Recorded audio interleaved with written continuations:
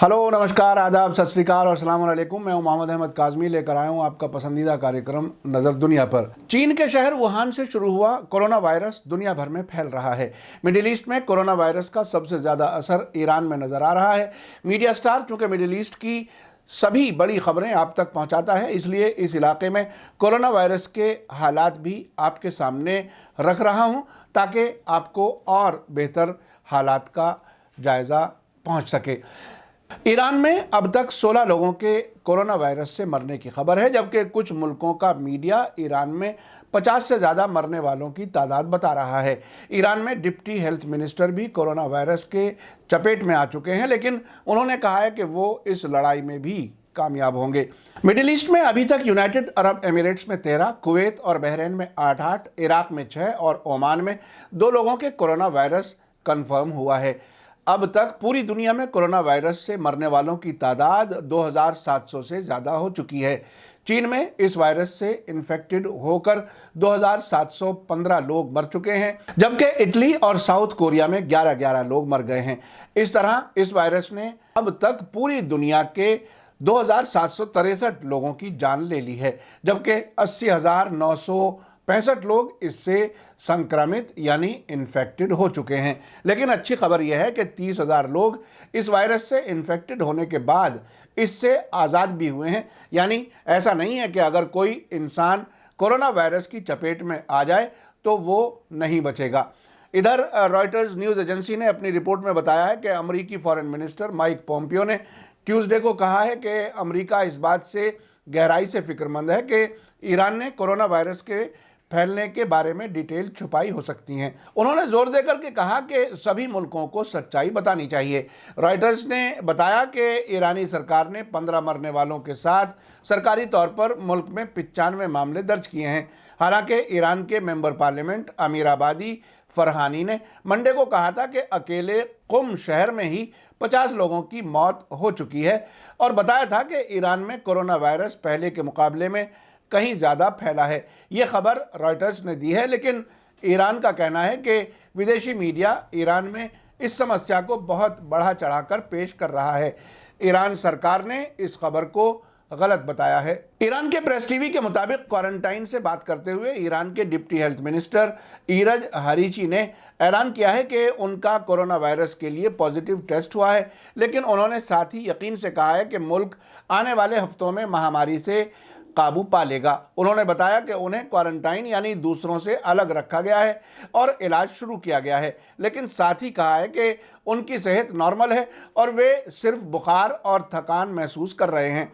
उधर gulf news के मुताबिक बहरीन ने वेडनेसडे यानी आज ही बहरीन समाचार एजेंसी की रिपोर्ट के मुताबिक ऐलान किया है कि 3 नए मामलों के कन्फर्म होने के बाद कोरोना वायरस के मुल्क में मामलों की तादाद अब 26 तक पहुंच गई है। रॉयटर्स ने बताया कि 3 नए मामले बहरीन की महिलाएं हैं जो ईरान से इनडायरेक्ट फ्लाइटों से बहरीन हवाई अड्डे पर पहुंची थी।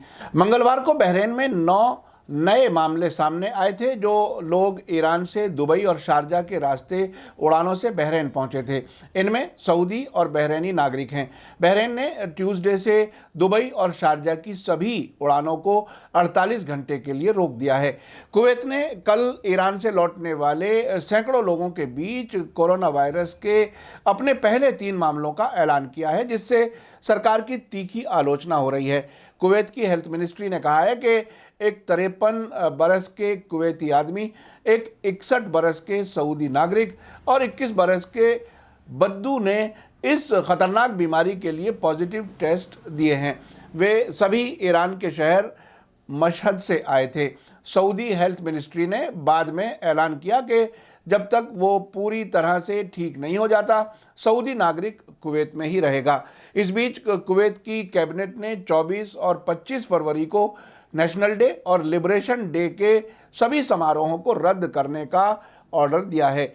मुल्क के अंदर मिनिस्ट्रीज, कंपनियां और यहाँ तक के द एवेन्यूज़ मॉल ने इस मौके पर अपने तयशुदा प्रोग्राम कैंसिल कर दिए हैं और ये सारे जो समारोह होने थे, फेस्टिवल होने थे, ये जो लिबरेशन डे है वो ये है जब कुवैत से सद्दाम की फ़ौजें वापस गई थी अमेरिका की मदद से, उसको वो लिबरेशन डे यानी आज़ादी का दिन मनाते हैं, उसके सारे प्रोग्राम इन्होंने कैंसिल किए हैं। कुवैत सरकार वायरस को फैलने से रोकने के लिए एहतियात के तौर पर अगले हफ्ते स्कूल को बंद करने पर गौर कर रही है। नेशनल हॉलिडे के मौके पर ट्यूसडे से स्कूल 3 दिनों के लिए बंद हैं। इसी बीच ओमान की राजधानी से छपने वाले मस्कट डेली अखबार ने खबर दी है कि ओमान ने ट्यूसडे को ऐलान किया है कि कोरोना वायरस इन्फेक्शन के शक में अलग अलग मुल्कों से 250 से ज़्यादा लोगों को टेस्ट के बाद छोड़ दिया गया है, जबकि कुल 4 लोगों में इन्फेक्शन पाया गया है, जिनमें 2 ओमानी महिलाएं शामिल हैं। साथ ही खबर दी है कि ओमान ईरान से अपने यात्रियों को वापस बुला रहा है। अखबार के मुताबिक ईरान के शहर शिराज में फंसे हुए यात्रियों को ओमान वापस लाने के लिए परमिट जारी किया गया है। उधर दुबई से छपने वाले अखबार गल्फ न्यूज़ ने लिखा है कि मिडिल ईस्ट में कोरोना वायरस से इन्फेक्टेड लोगों की तादाद अब कम से कम 140 है।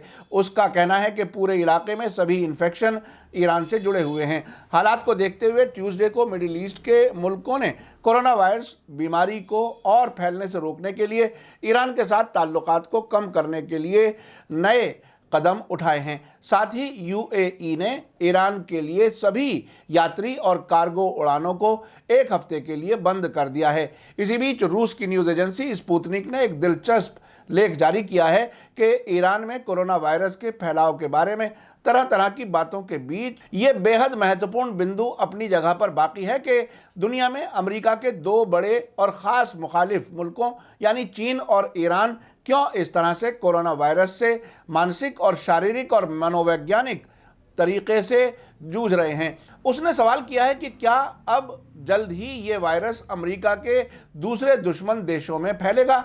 स्पुतनिक ने आगे कहा है कि ये ख्याल और ज़्यादा उस वक्त मजबूत हो जाता है जब हम ये देखते हैं कि कोरोना वायरस बहुत से मुल्कों में फैला है, लेकिन उससे मरने वालों में अमरीकियों या उसके दोस्त मुल्कों के शहरियों का नाम बहुत ही कम बल्कि ना के बराबर है। मिसाल के तौर पर चीन से अमेरिका और अमेरिका से चीन जाने वाले मुसाफिरों की तादाद चीन और ईरान के बीच सफ़र करने वालों से कई गुना ज़्यादा है, लेकिन वायरस चीन के बाद अमेरिका के बजाय ईरान में फैलता है। स्पुतनिक ने आगे कहा है कि इसके अलावा यह भी ध्यान रखना चाहिए कि कोरोना वायरस के फैलाव से 2-3 महीने पहले वुहान शहर में सैकड़ों अमरीकी फौजियों ने बायोलॉजिकल जंग का अभ्यास किया था और हज़ारों अमरीकी चीन के इस शहर में आते जाते रहते हैं, लेकिन बहुत कम ईरानियों का चीन के इस शहर में आना जाना होता है। रूस की स्पुतनिक न्यूज़ एजेंसी ने आगे कहा है कि इस तरह से होना तो ये चाहिए था कि इस वक्त चीन के बाद सबसे ज़्यादा लोग अमेरिका में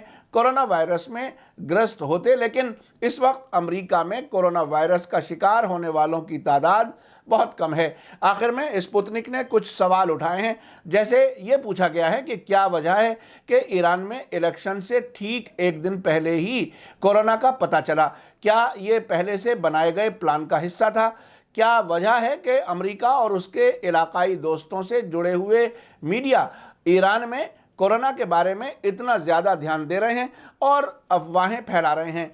क्यों अमेरिका और उसके मीडिया के ज़रिए ये कहा जा रहा है कि ईरानी पूरी दुनिया में कोरोना फैला रहे हैं? क्या ईरान के एक्सपोर्ट को ख़त्म करने और टूरिस्ट की आवाजाही रोककर उसे फॉरेन करेंसी से पूरी तरह से डिप्राइव करने के लिए ये सब कुछ नहीं किया जा रहा है? इधर ईरान और पाकिस्तान के बीच ज़मीनी बॉर्डर बंद रखा गया है। पाकिस्तान के बड़े अखबार डॉन के मुताबिक पाकिस्तान के अफसरों ने ट्यूसडे को 306 ईरानी नागरिकों को चगाई ज़िले के तफ्तान इलाके में 4.5 घंटे की छोटी मुद्दत के लिए पाकिस्तान ईरान सीमा को फिर से खोलने के बाद अपने मुल्क लौटने की इजाज़त दी। साथ ही सीमा के ईरान की तरफ फंसे 250 से ज़्यादा पाकिस्तानी मज़दूरों ने बलूचिस्तान सरकार से अपील की है कि वे उनकी पाकिस्तान फ़ौरन वापसी के लिए कदम उठाएं।